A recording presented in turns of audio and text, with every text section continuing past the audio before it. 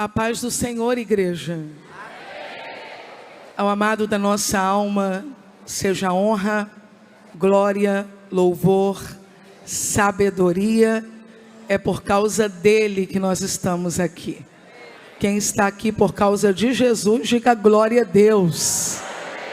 Eu também estou aqui por causa de Jesus.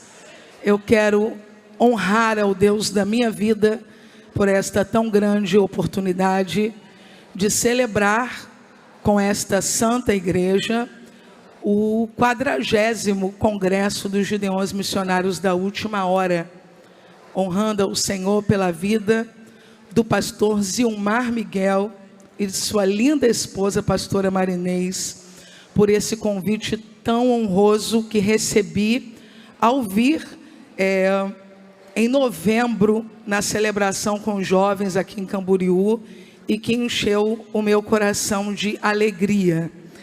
Cumprimentando e agradecendo ao pastor Zilmar Miguel, eu também cumprimento a toda a diretoria dos Gideões Missionários da Última Hora, bem como da Assembleia de Deus em Camboriú.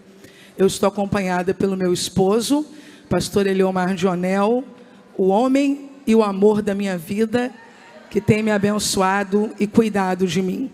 Eu quero saudar a Assembleia de Deus Vida na Palavra, de VIP em Queimados, que certamente está ligada com os Gideões Missionários esta noite.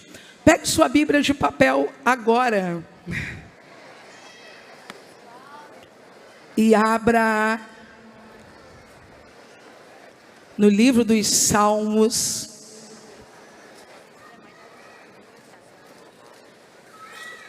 número 119.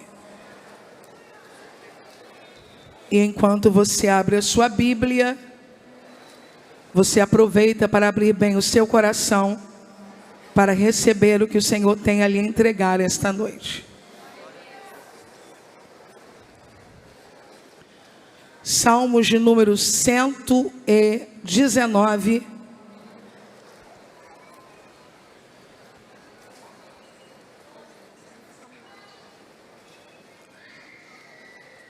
A partir do versículo de número 100, nos diz assim o texto sagrado: sou mais prudente do que os velhos, pois guardo os teus preceitos. Desviei os meus pés de todo o caminho mau para observar a tua palavra. Não me apartei das tuas leis, pois tu mesmo me ensinaste. Quão doces são as tuas palavras ao meu paladar, mais doces do que o mel à minha boca. Dos teus preceitos alcanço entendimento, pelo que aborreço todo caminho errado. 105 que toda a igreja conhece. Vamos ler todos juntos? Lâmpada para os meus pés é a tua palavra e luz para... Vamos mais uma vez? Lâmpada para os meus pés.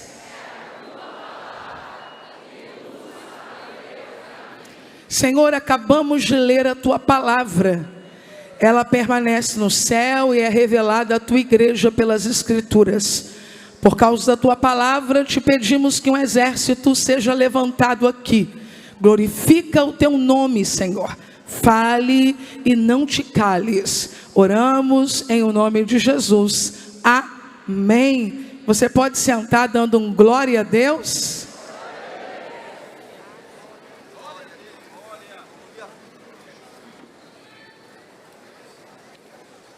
Querida igreja,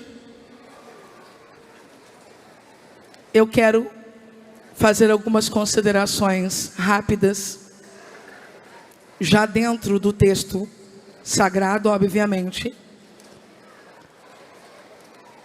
Mas antes, dizer que não contei para não me assustar, não me intimidar. Quantas mensagens os irmãos já ouviram do primeiro dia até aqui. Na nossa igreja Devip, quando tem essa enxurrada de palavra, né? Em um evento, em um dia inteiro de imersão bíblica, a gente diz assim, pastor Jonatas: arrume os pães no cesto, que está chegando mais pães para caber. E eu imagino que Camboriú está cheio da palavra de Deus. Então eu trouxe uma carta e vou lê-la numa cadência possível aos irmãos, para que os irmãos entendam e ouçam, sem muitas preocupações, ciente de que Deus hoje apenas está lacrando um pergaminho com um selo.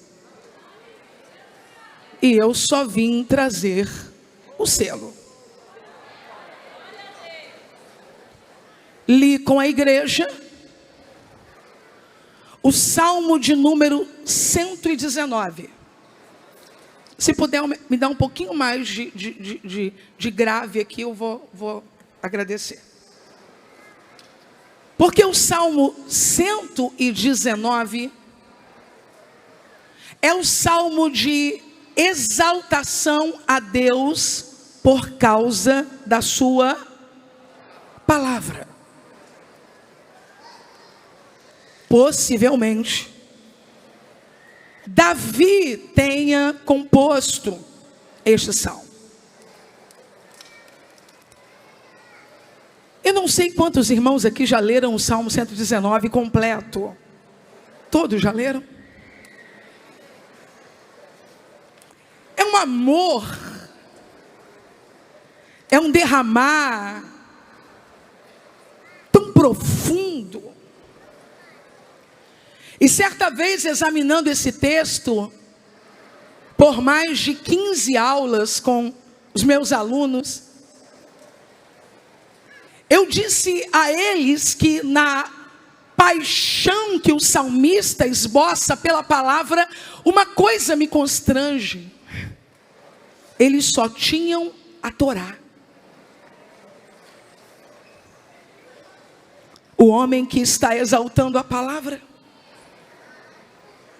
ainda não tinha lido o profeta Isaías dizendo: quando passares pelas águas, estarei contigo. Quando pelos rios, eles não te submergirão. Quando passares pelo fogo, não te queimarás, nem a chama arderá em ti. O homem que está exaltando a palavra ainda não havia lido. E há de ser que nos últimos dias, profeta Joel, do meu espírito derramarei sobre toda a carne. Vossos filhos e vossas filhas profetizarão.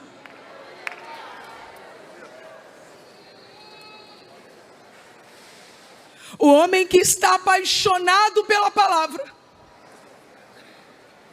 ainda não havia lido. No princípio era o Verbo, e o Verbo era Deus, e o Verbo estava com Deus. O homem que exalta a palavra ainda não havia lido, e dando brado disse: está consumado. O homem que exalta a palavra no Salmo 119 ainda não havia acessado o texto que diz: e vi novos céus e nova terra, e Deus enxugará dos vossos olhos toda lágrima. Ele tem uma porção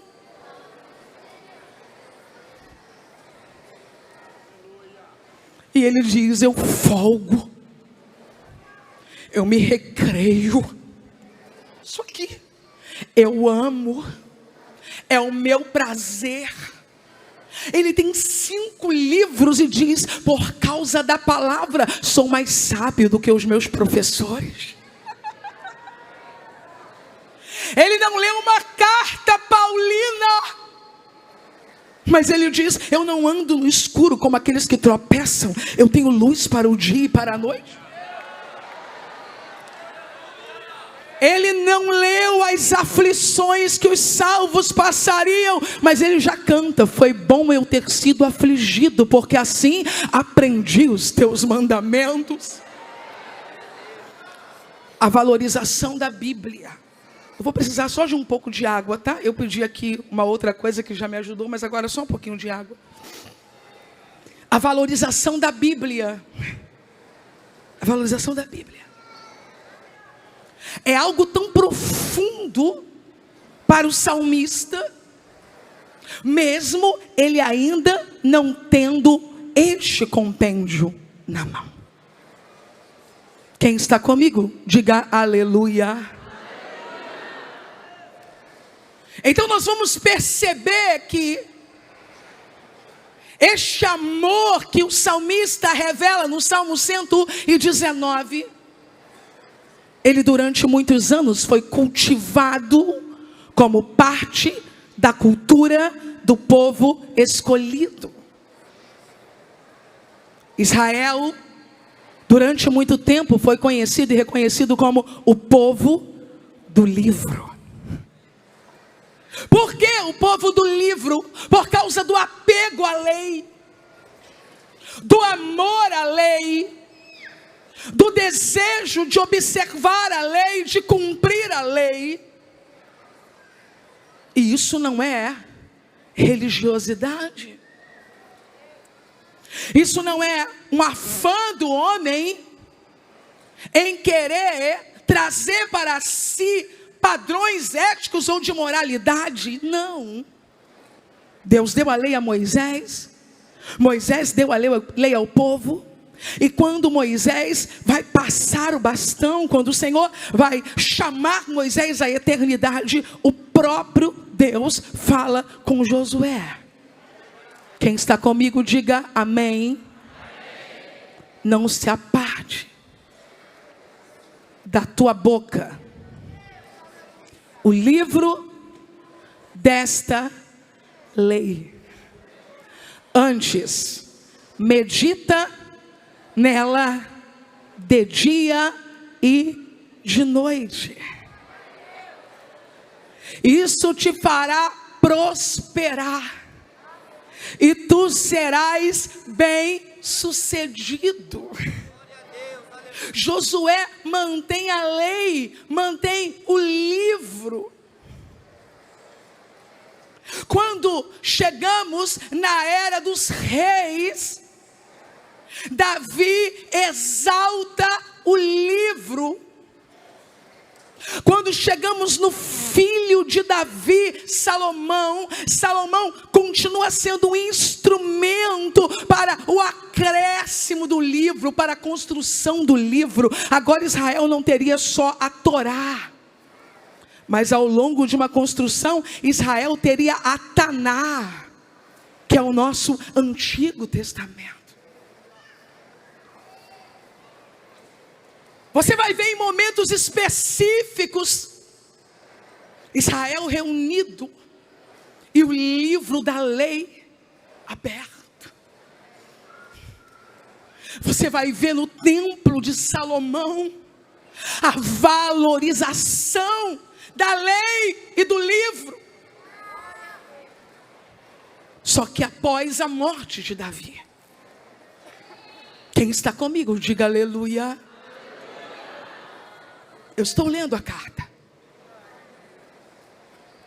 Após a morte de Salomão, após a divisão do reino,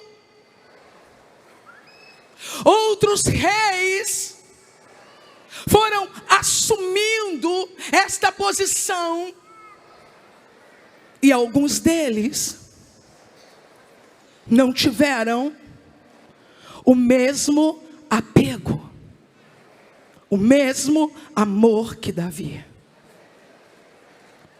Pegue sua Bíblia agora e abra no segundo livro dos reis de Israel. Muito obrigada. Trouxe a Bíblia? Abra.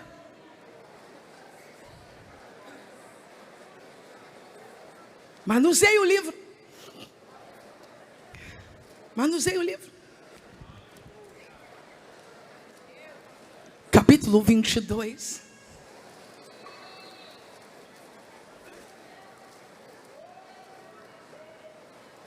Aleluia.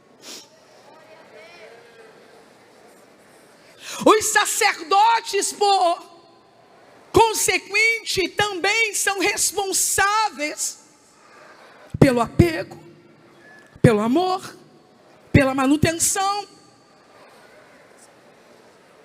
Mas após a morte de Davi, após a divisão do reino entre reino do norte e reino do sul, após uma série de reis ímpios que governaram, entre eles o terrível Manassés, a idolatria invade Israel. A idolatria invade Judá. A idolatria invade Jerusalém. E no capítulo 22, onde você está, um novo rei começa a reinar. Qual o nome dele? Gente, mas esse povo é bom de Bíblia demais. Qual o nome dele? Josias começou a reinar com 8 anos de idade. É claro que ele tem tutor. É claro que ele tem conselheiro. É claro que ele tem alguém que o conduz. Josias começa a reinar com 8 anos de idade. E por 18 anos, quantos anos? Quantos? Ele faz muita coisa importante em Jerusalém. Remove estátuas de idolatria. Chama o povo para adoração. Quebra falsos ídolos. Só que existe uma coisa importante que Josias não acessou ainda, porque ministérios são gradativos. Não espere tudo de alguém ao mesmo tempo. Ah, me ajude a pregar. Diga para alguém assim: paciência, eu estou crescendo. Tens condição de dizer isso para alguém? Paciência, eu estou crescendo. Não estamos prontos. Mas com 26 anos de idade, quantos anos? Quantos anos? Ele se levanta para fazer uma reforma no templo. Sabe há quanto tempo o templo não era reformado? O templo não era reformado desde o reinado de Joás, em 813 a.C. O último rei considerado como homem de Deus, Ezequias, já havia morrido há 65 anos. Então a casa de Deus estava abandonada a governos ímpios há 65 anos. 65 anos que não tem um homem como Davi dizendo: ó Senhor, como eu amo a tua lei. 65 anos que não tem alguém como Davi dizendo: lâmpada para os meus pés e a tua palavra e luz para os meus caminhos. 65 anos que não tem alguém dizendo: escondi a tua palavra no meu coração para eu não pecar contra ti. 65 anos. E então Josias se levanta, chama o secretário pessoal dele, Safã, e diz: Safã, vá ao templo. Você precisa ter um encontro com o sacerdote Hilquias. Fala para Hilquias pegar o dinheiro que o povo tem trazido como oferta ao templo, entregar na mão dos trabalhadores para que seja feita uma reforma no templo. Pastores amam reformas. O povo estava ofertando. O movimento de desejo da restauração do templo que veio de Josias estava tomando o povo. E de acordo com a narrativa do segundo livro das Crônicas, capítulo 34, versículo 14. Quando o sacerdote Hilquias, qual é o nome do sacerdote? Qual é o nome do sacerdote? Pastorzão, você que está com a gente, o senhor que está com a gente na sala da sua casa agora assistindo os Gideões Missionários da Última Hora. Eu quero dar graças a Deus pela sua vida. Quantos pastores no Brasil e no mundo não podem vir, mas estão ligados, ouvindo, recebendo e entendendo que Deus está emitindo cartas desse altar. De acordo com a narrativa do segundo livro das Crônicas 34, enquanto começaram a mexer no dinheiro, distribuindo a oferta, para que os trabalhadores restaurassem o templo, encontraram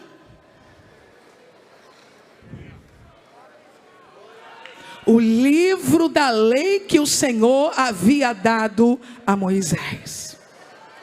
Há quantos anos não havia uma reforma no templo? Diga bem alto, 65 anos. Há quantos anos não havia uma reforma no templo?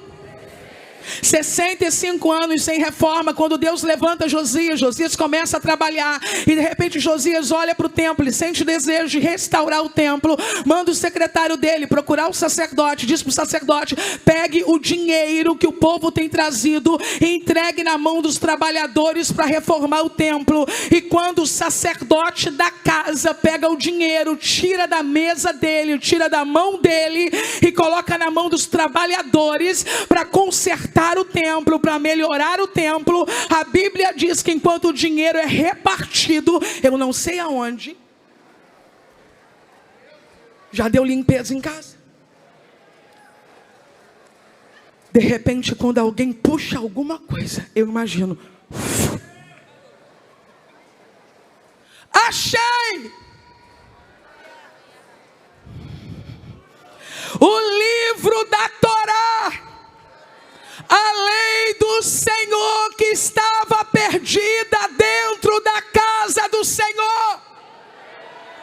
Eu tenho uma palavra para entregar no último culto do 40º Congresso dos Gideões Missionários da Última Hora, e eu vou entregar. Estamos perdendo a Bíblia dentro do templo, mas o Espírito da profecia de Cristo me diz esta noite: vocês vão achá-la outra vez.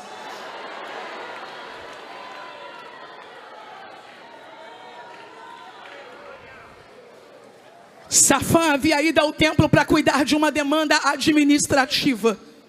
Eu vou dizer de novo: Safã havia ido ao templo para cuidar de uma demanda administrativa. Mas ao chegar, ele encontra o sacerdote Hilquias, aquele que deve cuidar das demandas espirituais. Pastores cuidam das demandas espirituais, administradores cuidam das demandas administrativas. Quando o administrador chegou no templo para conversar com o pastor olhou para ele e disse: rapaz,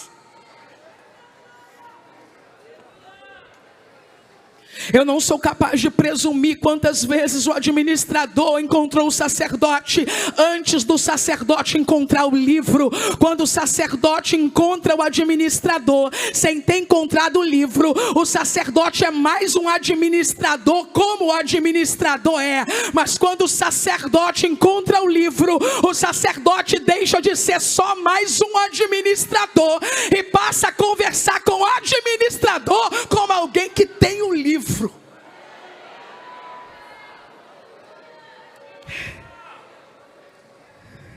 O trabalho do administrador foi imprescindível para que o livro fosse encontrado. Pois foi quando o dinheiro estava sendo conferido, retirado do templo para ser distribuído entre os que fariam a obra, que o livro foi achado. Eu vou entregar esta palavra e eu quero que você receba. Quando o dinheiro fica espalhado sobre a mesa do sacerdote, o livro de Deus fica encoberto.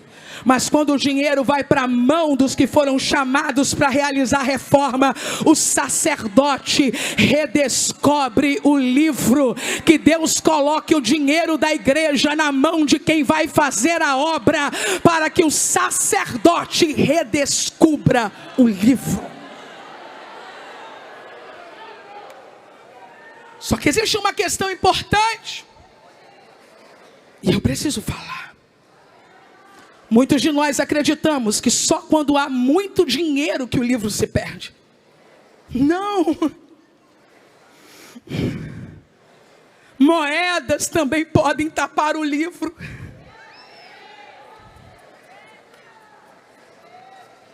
Nós vamos falar isso como pastores de uma pequena igreja que já foi muito menor do que é hoje. Na angústia de querer construir e não poder, de querer fazer e não ter, o sacerdote é tentado a se ocupar com o livro caixa e esquecer o livro de Deus. Eu nem sei o tamanho da tua luta, pastor. Eu nem sei o tamanho da tua luta. Você que paga aluguel no templo todo dia 10. Eu não sei o tamanho da luta. Você que tem uma folha de pagamento todo dia 5. Eu não sei o tamanho da luta. Você que olha para a necessidade dos missionários que você enviou. Mas eu tenho uma mensagem de Deus para te entregar. Seja corajoso. Entregue o livro caixa ao administrador. E pegue de novo o livro da lei.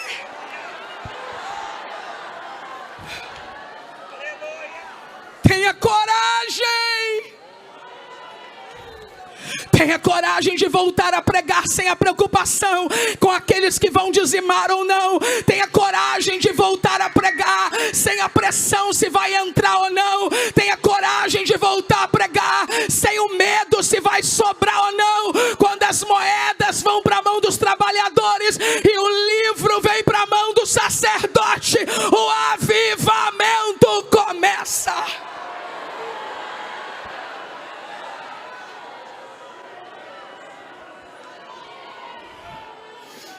Quem está comigo, diga aleluia. Me dê um pouquinho mais de som aqui, meu irmão.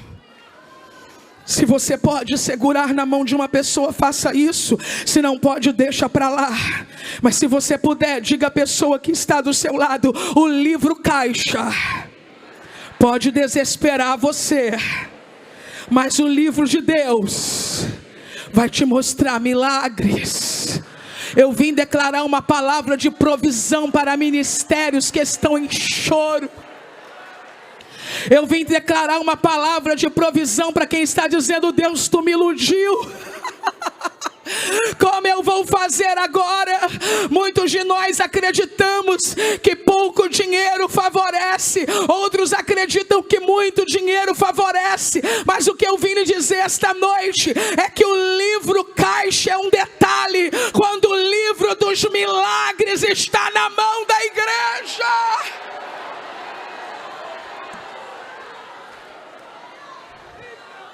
Safã, tu não sabes o que aconteceu. Muito obrigado, irmão do som, ficou ótimo. Safã, tu não sabes o que aconteceu. Começamos a dividir aqui a oferta missionária, o valor da assistência social, o pagamento dos trabalhadores, o dinheiro do pintor. E do nada, Safã, quando começamos a dividir sem a preocupação, achamos o livro da lei. Safã diz: eu tenho que contar isso para o rei. Safã vai até o rei Josias. Rei, acharam o livro no templo. No 3 você vai gritar bem alto isso comigo, podemos? Acharam o livro no templo? Vamos lá? 1, 2, 3. 1, 2, 3.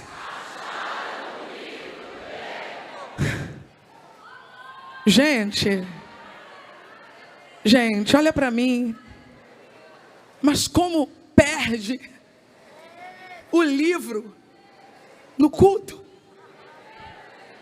Como perde a Bíblia na igreja? Como o pregador perde a Bíblia? Como o pastor perde a Bíblia? Como o crente perde a Bíblia? Como a igreja perde a Bíblia? Posso responder? Perdemos o livro no templo quando sufocamos o culto com 1000 apresentações e roubamos o tempo da exposição bíblica.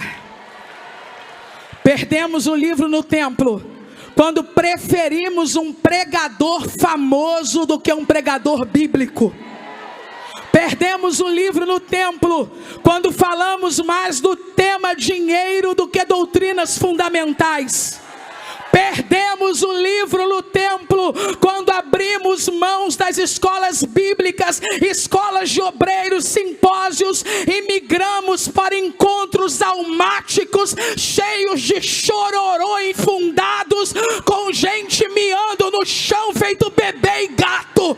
Perdemos a Bíblia no templo quando investimos na estética e não no aperfeiçoamento.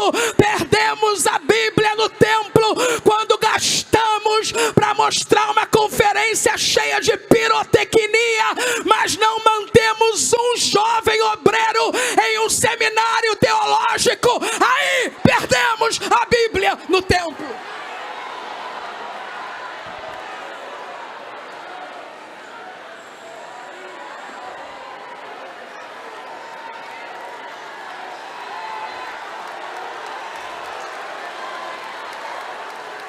No 40º Congresso dos Gideões Missionários da Última Hora, eu quero pedir perdão aos mestres da igreja brasileira que não valorizamos, aos mestres que não ofertamos, aos mestres que não amamos, em detrimento a pregadores famosos e midiáticos que têm grandes cifras ou grandes números de seguidores. Eu não estou falando isso aqui porque esteja com dor de cotovelos. Eu estou dizendo isso aqui com mais de 1 milhão de seguidores no Instagram. Eu faço questão de pontuar isso para que você entenda que eu não vim aqui dizer que fama é pecado.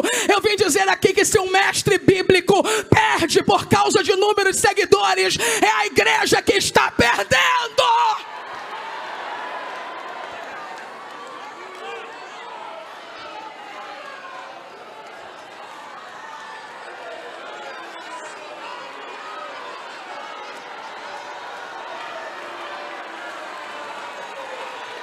Famosos fazem copia e cola e vendem milhões de livros. Mestres bíblicos se debruçam noites e madrugadas e nós achamos caro investir R$79. Pregadores famosos e reconhecidos recebem ofertas grandes e generosas como eu recebo. Enquanto alguns mestres nós perguntamos: você precisa de alguma coisa para chegar lá?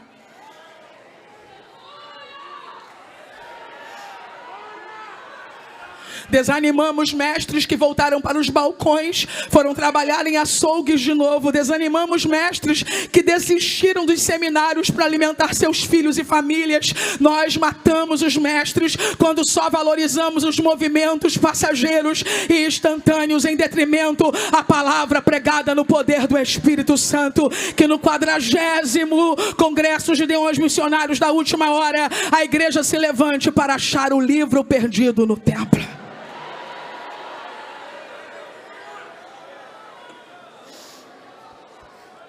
Perdemos o livro em casa. Perdemos o livro em casa quando fomentamos o uso de jogos e alta tecnologia, mas não incentivamos a leitura bíblica na nossa casa. Perdemos o livro em casa quando abrimos mãos do culto doméstico e envolvemos os filhos em múltiplas atividades. Todos querem ser jogador de futebol, atleta, judocas, dominando vários idiomas. Crianças cansadas e sobrecarregadas que não cultuam mais. Perdemos o livro na vida quando deixamos fechado durante horas e dias.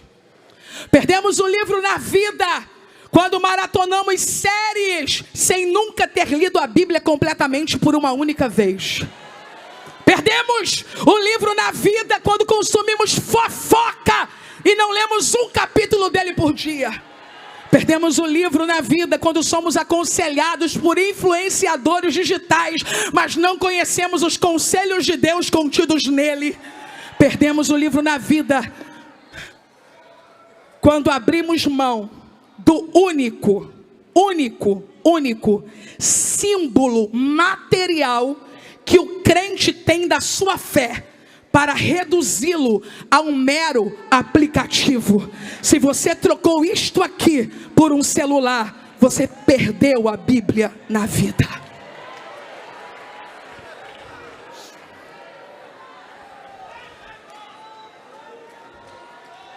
Josias, eles estavam fazendo culto sem o livro, acredita? Josias, eles estavam ensinando no templo sem o livro. Mas quando começaram a organizar o templo, para entregar o dinheiro para começar a reforma, encontraram o livro. Vou ler para o senhor o que está escrito no livro, Josias, posso? Eu estou no segundo livro das Crônicas, capítulo 22. Possivelmente, a parte lida tenha sido Deuteronômio. Possivelmente. O livro onde a idolatria é condenada e as pragas são prometidas. Ele já havia começado a banir a idolatria, Josias, mas agora era o livro que estava falando e não mais a sua experiência pessoal, sua vivência ou sua tradição familiar. Nós não podemos passar a vida promovendo coisas empiricamente a partir da nossa experiência sem consultarmos o livro. Não é porque está dando certo que vamos à frente. Quando o rei Josias ouve o que estava escrito no livro, a Bíblia diz que ele rasgou as suas vestes. E ele disse: procurem alguém, consultem ao Senhor. Uma comitiva com o pessoal da administração e o sacerdote foram até o bairro Novo de Jerusalém, na parte baixa da cidade. Vai descer secretário, vai descer administrador, vai descer sacerdote, para procurar a irmã Hulda. Eu vou repetir. Quando o livro for recuperado, vai descer secretário, vai descer administrador, vai descer pastor, que esqueceu que quando foi ungido andava com a boca no pó nos círculos de oração, mas agora faz piada de profeta e de língua estranha. Vai descer pregador, que quando usava o paletó de uma listra só, tomava cafezinho na casa da irmã Hulda, mas agora pensa que é teólogo por causa de 4 meses de curso online. E anda criticando os mistérios de Deus. Mas quando o livro foi encontrado, vais descer. Vais descer. Vais descer para a cidade baixa de Jerusalém para procurar a irmã Hulda. E aqui eu estou falando para os profetas: aguenta firme, suporta mais um pouco essa brincadeira, esse falatório, essa baboseira, esse escárnio, esse roda-roda que eles andam fingindo por aí, que faz parte da nossa cultura, para tentar depois nos sujar, nos manchar. Aqui roda sim, mas roda no poder, roda na unção. Deixa os reformados zombarem, porque quando o livro foi encontrado,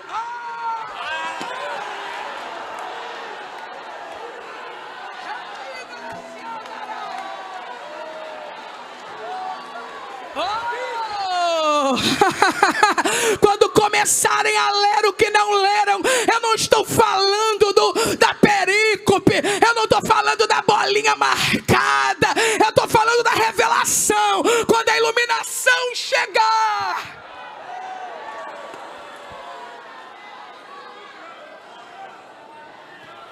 deixa os reformados debochados debocharem, porque nem todo reformado é debochado, né? Então deixa os reformados debochados debocharem, junto com os falsos pentecostais debochados que debocham também.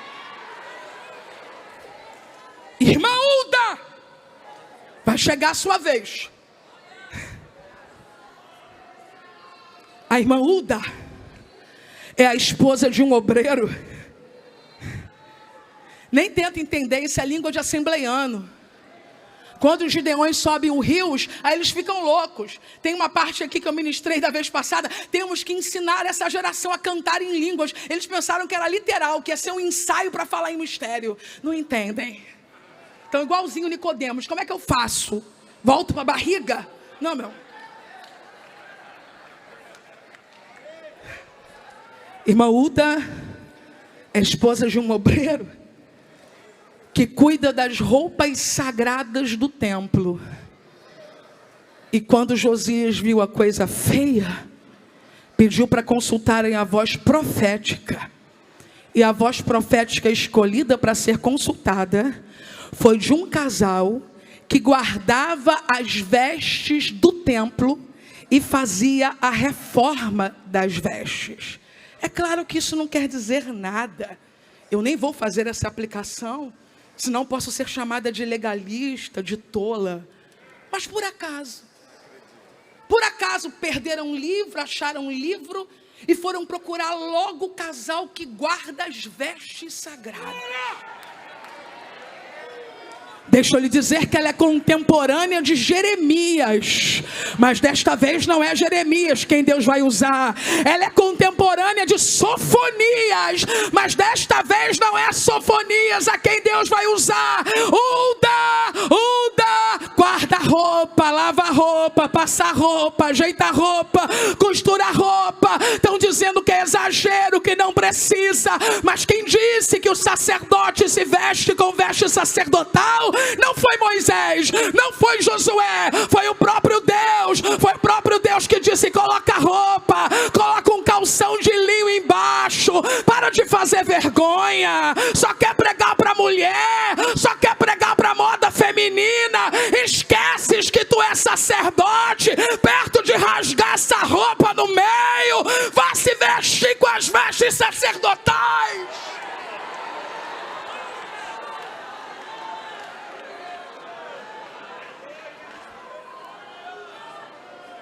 Estás tão bonito aqui nos Gideões e pregas de baby look nas outras igrejas.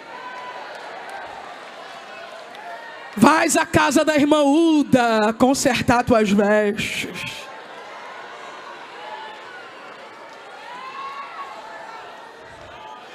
Desceram à casa da profetisa.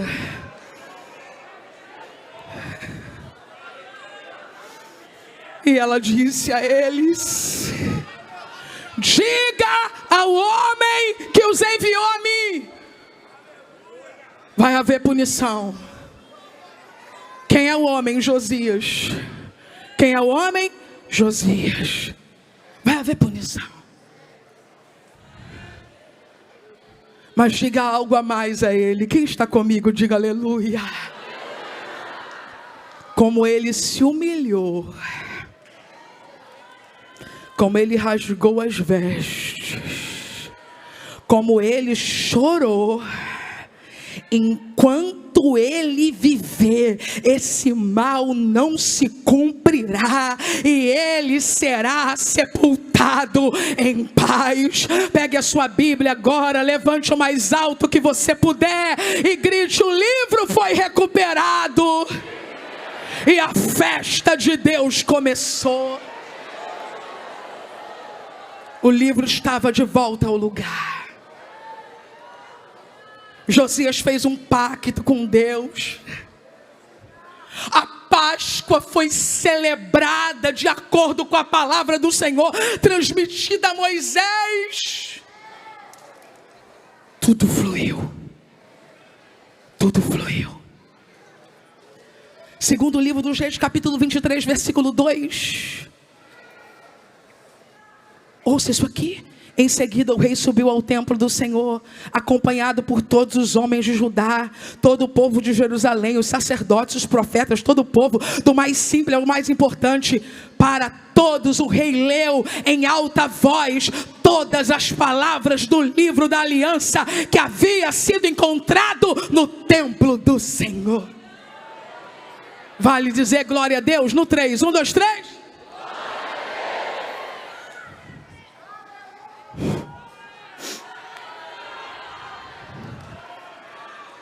Foi maravilhoso. Quem está comigo, diga aleluia.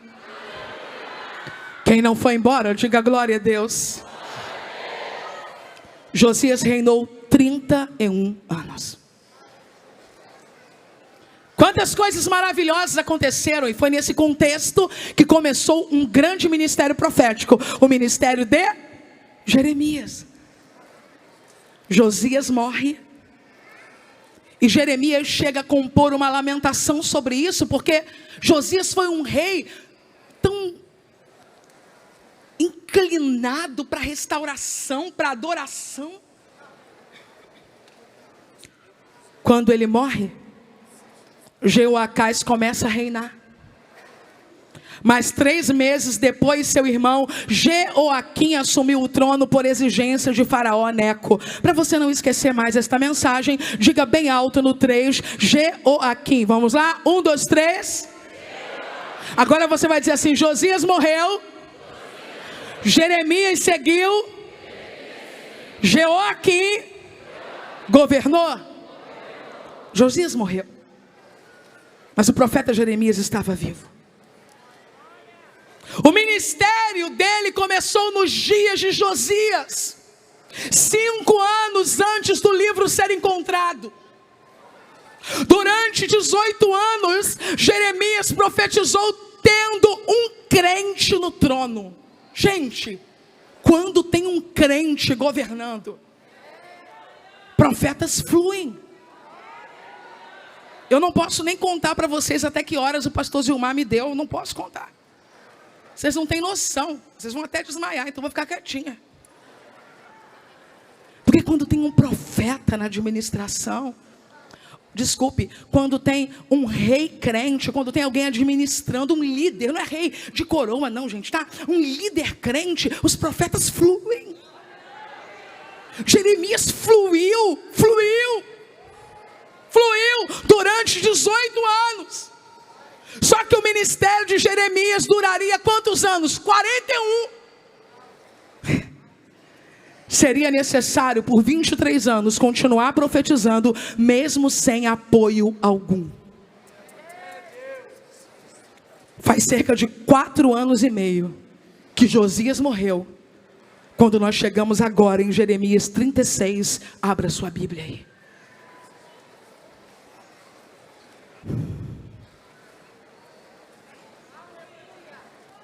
Tem mais alguém feliz aqui ou só eu? Estou sentindo o gozo da salvação, igreja.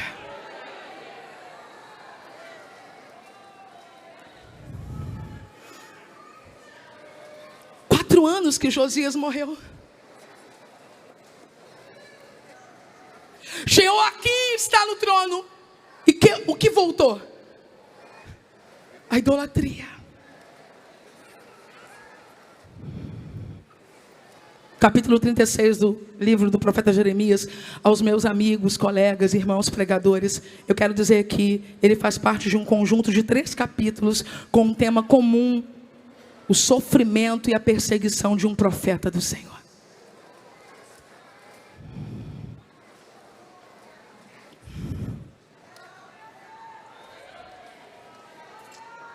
Até aqui, capítulo 36. Jeremias era um profeta para o povo. Eu ainda estou falando da mesma história, ok?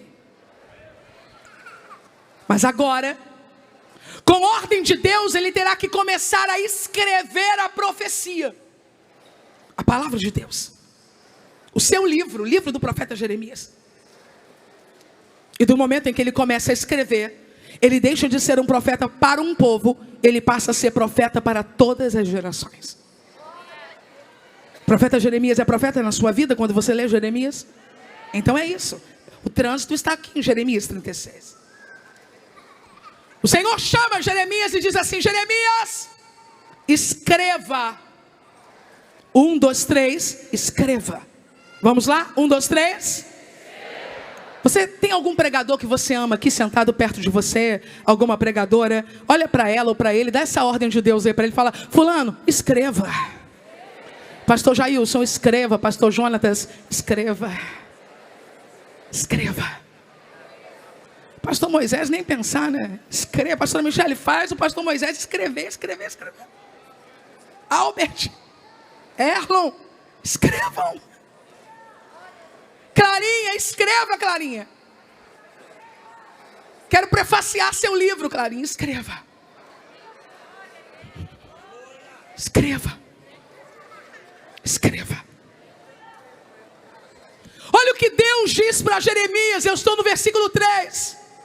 Quem sabe, quando o povo souber o que está por vir, quando eles lerem o livro, eles não se arrependam. Então Jeremias chamou Baruque. Jeremias ditava, Baruque escrevia. Jeremias ditava, Baruque escrevia. Jeremias estava preso, mas segundo a história, não era literalmente preso. Não, ele estava impedido por algo que nós não conhecemos. Alguém aqui já se sentiu preso? Eu já. E é nessa hora que o Espírito diz assim: escreva, escreva, escreva. Aí você diz: eu estou preso. Ele diz: chama Baruque, envolve pessoas no teu projeto. O que eu tenho com você vai movimentar a tua casa. O que eu tenho com você vai movimentar a tua igreja. O que eu tenho com você vai oportunizar pessoas. O que eu tenho com você vai dar trabalho a pessoas no teu ministério. Escreva. Quando Jeremias termina de passar para Baruque a mensagem e escrever, Jeremias olha para Baruque e diz: Baruque, faz um favor para mim. Leva esse livro para o templo e lê. Pergunta para mim assim: qual templo? Tá bom? 1, 2, 3. Aquele que alguns anos atrás havia perdido o livro e recuperado o livro, mas pelo jeito havia perdido o contato com o livro novamente.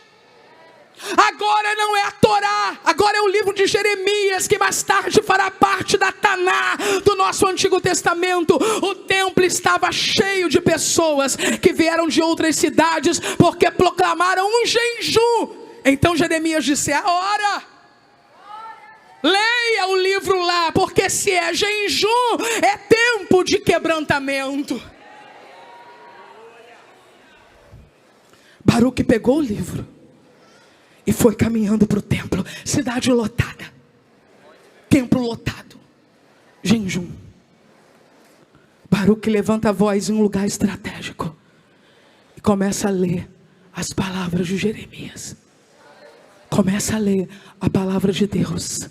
Começa a ler o livro.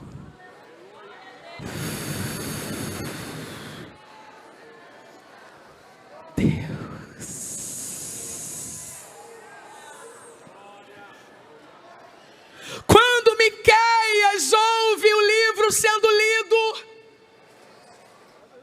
e a gravidade do que Baruque está lendo em nome de Deus, ele entra numa sala de reunião, aonde alguns líderes estão, para contar o que está acontecendo. Pausa aqui. Essas salas já existiam esses dias. Salas benditas, pastor Gilmar. Cheguei ali, me chamaram para fazer uma chamadinha de vídeo. Eu entrei numa sala que já estava a cantora Larissa, preciosa, o Paulo, já estava a mãe da Aninha, tinha café, tinha bolo. Crente é uma maravilha, pastor. Só que daqui a pouco o que nós fizemos? Todos nós saímos. Vamos para o culto. Salinha é para passar, não é para ficar não. Aí cheguei, pastor Gilvan aqui ministrando, eu percebi que eu podia, perturbar passando. Então vou ali. Vou até o banheiro. Me levaram. Aí a bênção estava dobrada. Eu comi até banana, pastor Zumar, para me dar potássio. Daqui a pouco eu disse para a sua filha querida e para o seu genro: eu vou para o culto, porque está na hora da oferta, eu preciso ofertar.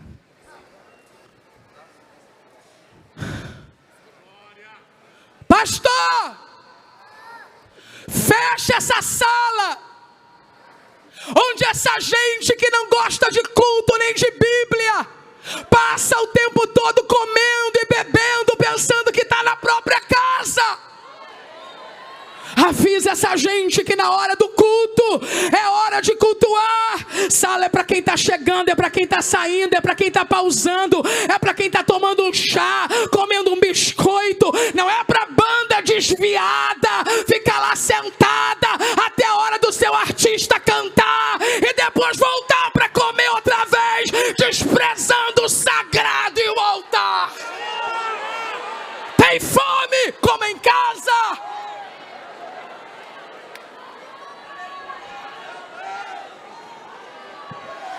hora do meu artista, vou lá tocar, acabou meu artista, eu saio. Até quando nós vamos dar manutenção para esse abuso? Altar é santo, igreja é santa. Lá no show da prefeitura você pode fazer isso. É show, é camarim, passa um, vem outro, é assim mesmo que funciona. Aqui não! Pega na mão desse crente de Deus que está do teu lado e grita para ele: sai da salinha e vai ouvir o livro.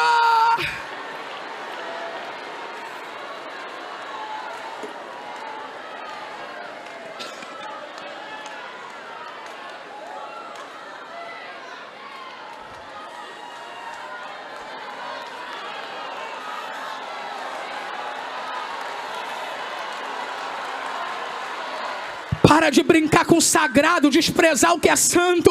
Ofertante, dizimista, colocando pão, colocando café, colocando comida, porque a igreja é generosa e abençoadora, mas não é para virar a sala de estar 1 hora, 2 horas. Tenha temor, temor, temor, temor, temor.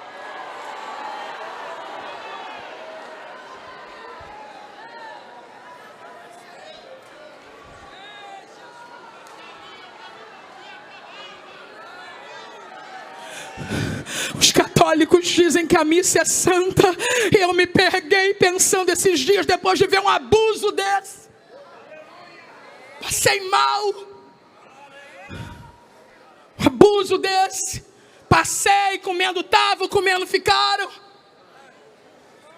Fui para o culto, ouvi a serva de Deus pregar, que pregou antes de mim. Daqui a pouco veio a turma, estourou o som, 30 minutos. Levantou, foi tudo embora. No final eu queria um tecladista, não tinha, eu tive que cantar. Organizadores de congresso, conferência, somos nós que temos que acabar com isso. Chama crente para cantar e crente para tocar. Crente participa de culto.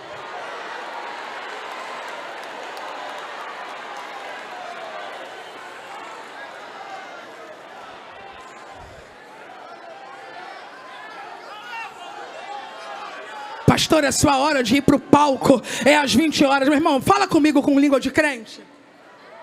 Fala comigo com língua de crente. Se eu estiver lá no show da cidade, no evento da cidade, aí é palco, mas no culto. Minha hora de ir para o palco. Que hora vai começar o culto? Pergunta para o crente que está lá. Que horas vai começar o culto? Está na hora de recuperar o sagrado na igreja. Que horas vai começar o culto?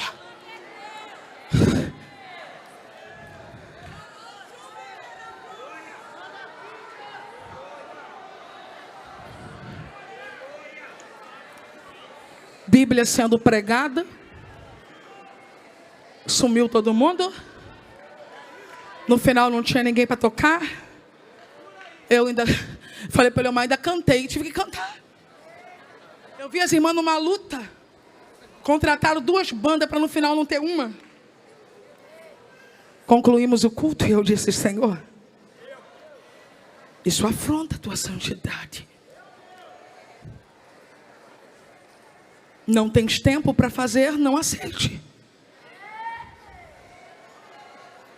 Aí vai lá o Miqueias na salinha. Falar com a turma da salinha. Ó, está acontecendo um movimento ali. Os líderes dizem: chama Baraque aqui. Baraque, leia para a gente. Meu irmão, tu acha que um profeta que já profetizou no templo, na porta, na rua, vai ter medo de profetizar na salinha?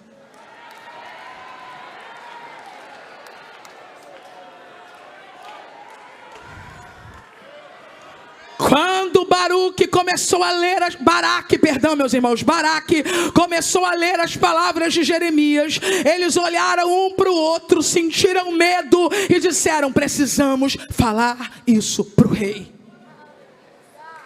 Lembra quando Safã foi no templo e o sacerdote disse: achei o livro, e ele falou: tem que contar isso para Josias. Essa turma está pensando a mesma coisa, vamos lá e vamos contar isso para o rei. Mas antes da gente subir para falar com o rei, responda uma coisa aqui. Baruque, como foi isso? Isso é coisa de Jeremias, não é? Ele responde: sim. Ele dita e eu escrevo. Aleluia. Eu vou repetir. Ele dita e eu escrevo. Ele dita, eu escrevo. Ele dita, eu escrevo. Ele dita, eu escrevo. Aí os homens olharam para ele e disseram: ó, deixa esse rolo aqui em cima e vai se esconder você e Jeremias. Já sabiam no que ia dar. Tem mensagem que a gente entrega, mas já sabe no que vai dar.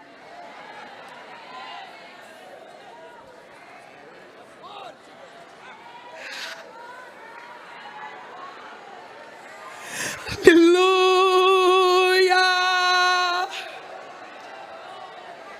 Eles foram até o lugar onde o rei estava, contaram para o rei o que estava acontecendo e disseram: rei, ouça o que está acontecendo. O rei olha para eles e diz: Gelde, pega o rolo, traz o livro. Eu quero o rolo e o livro aqui. Parece a mesma cena quando Safã trouxe o livro para o rei Josias. Parece a mesma cena, mas não é. Gelde, o secretário, está lendo. E o rei está com um braseiro ao lado dele. Quem está comigo, diga aleluia. Quem não foi embora, diga glória a Deus. Eu acho que essa cena está apropriada para um avivamento, né? Nos dias de Josias não tinha braseiro. Mas agora nos dias deste rei, tem um braseiro do lado dele com fogo aceso. Se sou eu, já fico animado, porque assembleano, quando vê fogo na cena, já fica animado. Lê aí, Gelde. O texto diz assim: quem está comigo, diga aleluia. Você me ajuda aqui, Graciele?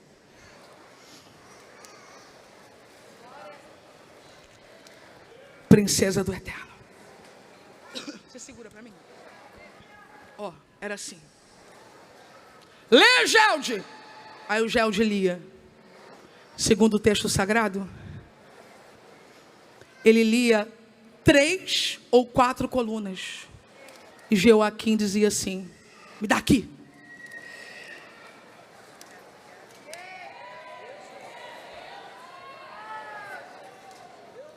Jogava no braseiro. Gelde olhando para ele: continua lendo. Lia mais 2 ou 3 colunas. Ele tomava da mão dele. Quando Josias descobriu que o livro tinha sido achado e ouviu, rasgou as roupas. Eliaquim prefere rasgar o livro do que rasgar a vida.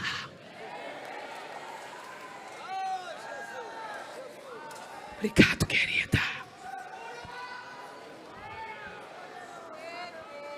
Ele pega uma faca de escrivão, corta o rolo, corta o livro e joga no braseiro. Corta o livro e joga no braseiro. Note, ele não destruiu o livro de uma só vez. Ele foi cortando e queimando, até que o rolo inteiro foi queimado. Quem vai anunciar num culto: a partir de hoje não usamos mais a Bíblia nessa igreja? Ninguém. Então o que se faz? Se queima num braseiro, lentamente, pedaço por pedaço.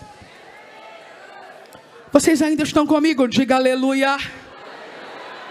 Levante sua voz e pergunte assim bem alto: quando queimamos a Bíblia no braseiro?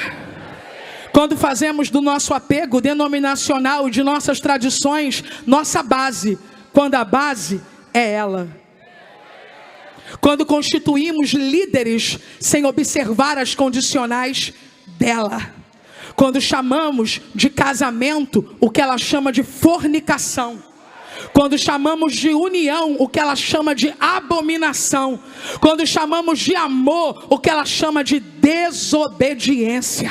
Jogamos a Bíblia no braseiro quando somos tolerantes com a prática do pecado, deslumbrados pela maestria de alguém no uso de um dom. Jogamos o livro no braseiro quando fazemos de missões um departamento esquecido na igreja, ignorando a ordem da grande comissão. Jogamos a Bíblia no braseiro quando fazemos longos projetos, ignorando o que ela diz sobre os últimos dias. Jogamos a Bíblia no braseiro quando esquecemos, nós esquecemos que no tribunal de Cristo nós compareceremos e vivemos como se o arrebatamento não existisse, pregando aos outros e sendo reprovados. Aí jogamos o livro no braseiro.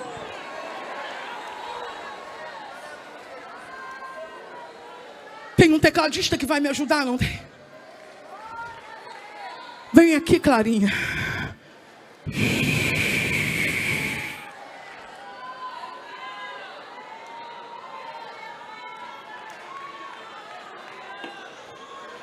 A comitiva de Josias desceu até Uda para consultar a voz profética.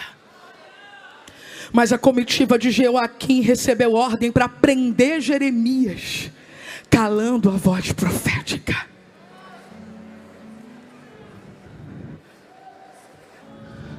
Não somos perfeitos. Não somos perfeitos. Mas como reagimos diante do confronto da verdade que o livro grita, revela? Mandamos cortar? Até quando vamos cortar os pregadores que falam o que nós não queremos ouvir?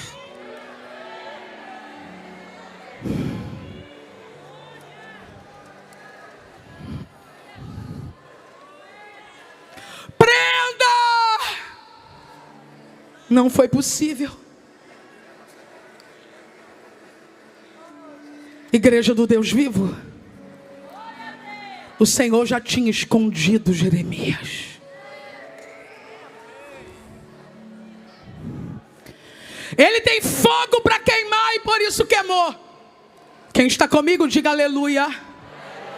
Quem não foi embora, diga glória a Deus. Mas não adiantou queimar. Eu estou concluindo. Deus olhou para Jeremias e disse: pegue outro rolo e escreva de novo. Se você está cheio do Espírito Santo, aponte para alguém que você conhece o nome, grita o nome dessa pessoa e fala: fulano, escreva de novo. Aponte para alguém, grita para esta pessoa, diga o nome dele e fala: fulano, pregue de novo, apacente de novo, cante de novo, discipule de novo, jejue de novo, chore de novo, clame de novo, grite de novo, abrace de novo, perdoe de novo. O rei tem um braseiro para queimar papel, mas não pode queimar o ministério.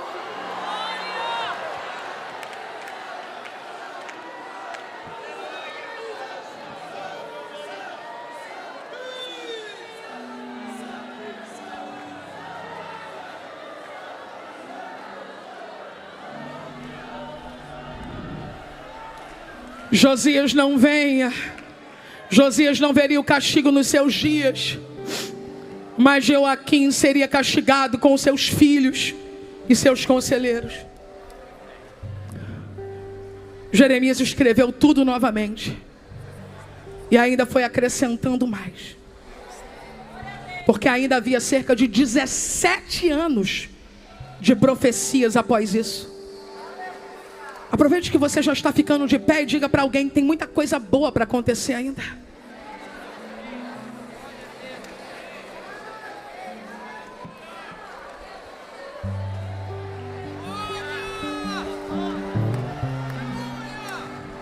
'66 livros, Nenhum rei no mundo antigo pôde impedir a conclusão do livro. Nem o exílio, nem a destruição do templo, nada pôde extinguir a voz do livro. Estava tudo marcado, Ana Clara. Tudo orquestrado por aquele que tudo governa. Evangelho de Jesus, segundo escreveu Lucas capítulo 4, ele está iniciando o ministério.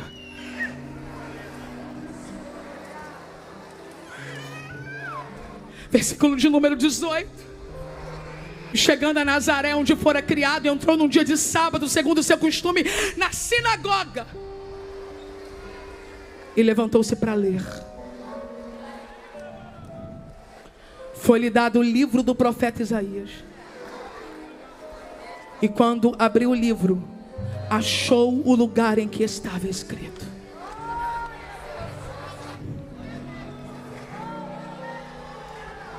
não adianta cortar, queimar, perseguir, destruir. O Espírito do Senhor está sobre mim, pois que me ungiu para evangelizar os pobres, enviou-me a curar os contritos de coração, a proclamar liberdade aos cativos e restauração da vista aos cegos, a pôr em liberdade os oprimidos, a anunciar o ano aceitável do Senhor. E cerrando o livro, tornou-o a dar ao ministro, assentou-se, e os olhos de todos na sinagoga estavam fitos nele. Então ele começou a dizer: hoje se cumpriu esta escritura em vossos ouvidos. Cadê a sua Bíblia? Levante a sua Bíblia o mais alto que você puder e diga: o livro é dele. O livro é dele. O livro é dele. Eles tinham a Torá, depois a Taná, mas hoje temos o livro completo, 66 livros. A guerra contra o livro e contra os anunciadores do livro não terminou. O livro continua sendo combatido e perseguido duramente. Coreia do Norte, Afeganistão, Paquistão, Eritreia, Iêmen, Irã, Arábia Saudita, Maldivas, China, Vietnã, Uzbequistão, Turcomenistão, Turquia, Catar, Tajiquistão, Cazaquistão, Butão e Omã são os países que entregam a lista mundial de perseguição, onde as medidas restritivas de circulação da Bíblia são as maiores. E nós no Brasil, o que faremos com o livro? Perderemos? Queimaremos? Ou seguraremos firmemente ele?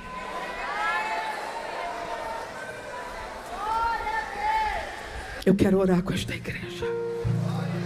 Querida igreja, último culto deste congresso. Eu preciso neste momento fazer algo de forma muito objetiva.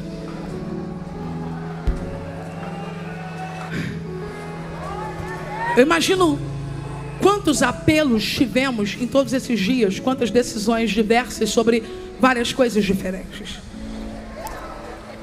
Eu preciso ser fiel ao que Deus quer que eu faça.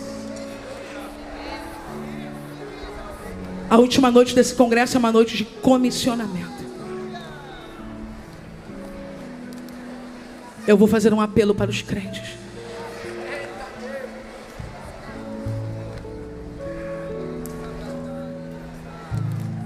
Me dê 5 minutos só. Eu vou fazer um apelo para os crentes. Palavras de Paulo a Timóteo e a nós. Segunda Carta de Paulo a Timóteo, capítulo 4. Conjuro-te, pois, diante de Deus e de Cristo Jesus, que há de julgar os vivos e os mortos na sua vinda e no seu reino. Prega a palavra. Prega a palavra. Insta a tempo e fora de tempo. Eu tenho um apelo aos crentes hoje.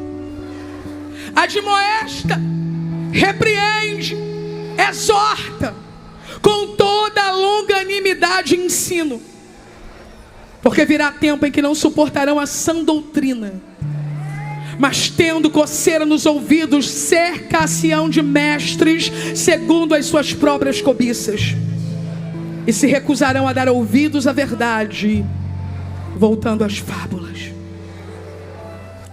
Apelo para esta noite. Tu, porém, sê sóbrio em tudo, sofre as aflições, faze a obra de um evangelista, cumpre bem o teu ministério. Para a última hora da igreja, o meu apelo nesta noite é: se você é esta pessoa, que apesar das suas fraquezas, que são muitas como as minhas, ou talvez até menos do que as minhas, mas se você tem um sim para ser um anunciador da Bíblia Sagrada, da Palavra de Deus, para amá-la, divulgá-la, ensiná-la aos teus filhos, motivar os jovens da sua igreja, coloque a sua Bíblia na altura do seu peito, se você está dizendo sim para esse apelo, porque esta é uma noite de comissionamento. Daqui não sairão, Clara, queimadores do livro. Daqui não sairão ministros que perderão o livro. Desta noite sairão aqueles a quem Paulo disse a Timóteo: pregue a palavra. Senhor, eu levanto a minha voz agora com esta igreja santa que te ama, Senhor. Nós chamamos e amamos a tua palavra, lâmpada para os nossos pés e a tua palavra e luz para os nossos caminhos. Oh, uma multidão dizendo sim esta noite. Há pessoas que estavam afastadas dizendo sim esta noite. Há pessoas que estavam desistidas dizendo sim esta noite. Agora mesmo em casa, agora mesmo na rua, através de um smartphone, tem alguém dizendo sim. Oh Deus, usa este homem e esta mulher para pregar a tua palavra em Jerusalém, Judeia, Samaria e até os confins da terra. Satanás não pode impedir o avanço do livro nem da igreja. Nós somos teus, tu tens o nosso sim, tu tens a nossa vida. Oramos pelos nossos irmãos que estão em países onde a circulação da Bíblia é restrita, para que eles sejam fortalecidos na fé no homem interior. Que o mesmo poder que envolve esta igreja agora os envolva também esta noite. Os nossos irmãos encarcerados, os que estão enfermos em um leito, poder de Deus que emana deste altar por causa da palavra, alcance-os e levante-os para o louvor da tua glória. Oramos crendo em o nome de Jesus. Amém. Se você puder abraçar apertado alguém, dizer a ele isto, diga: pregue a palavra.